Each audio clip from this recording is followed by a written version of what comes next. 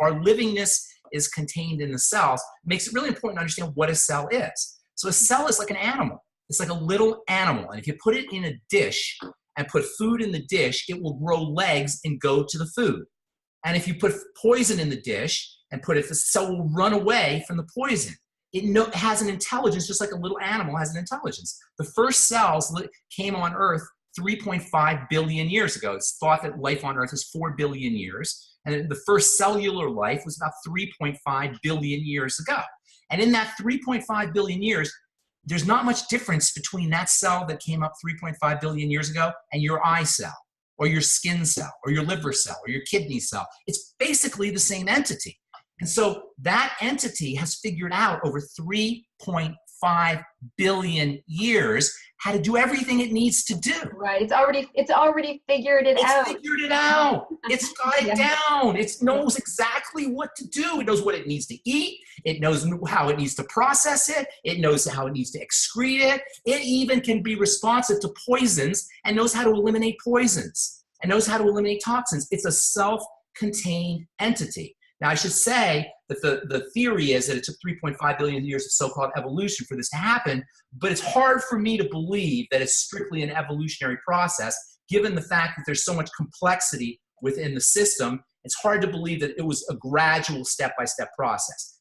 So I just want to say, when I say evolution, I mean that the system has refined itself over time to be completely perfect. Whether or not it started out it evolved from the beginning to get to this point of complexity, or it was created, if you will. I'm not here to answer that question, but I just want to say that over 3.5 billion years, it has come down with a system that's perfect.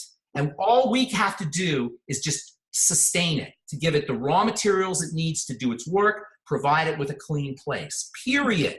That's our responsibility, is to provide it with the raw materials and a clean place to do its work. Amazing. And, on that note, what I wanted to draw people's attention to, and this came up in a conversation we had recently, was that in this, when we start to think about how vast our system is and how many cells there are, 100 trillion, it can be overwhelming for someone to think, well, how could I possibly ever keep up? How could I ever take care of all these cells and support all their functions? Because it would just, it's impossible, right? And so it came up in our conversation. I said, really, let's just teach people all they need to do is take care of one cell. You've got 100 trillion cells. They're working on your behalf 24/7, doing incredible things.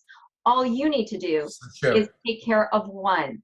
And the reason being, right, that as you take care of one, you're doing exactly what all of them need. And that simplifies everything. So that's why I say you don't have a gallbladder and an eye and a brain and a finger. And you have finger cells and gallbladder cells, and you just have cells. And if you think it's a bunch of different organs, and you have to deal with your heart this way and your colon this way and your brain that way and your lips that way and your skin that way and all the different parts of your body different ways, it becomes very confusing. But the cell is basically the same thing with some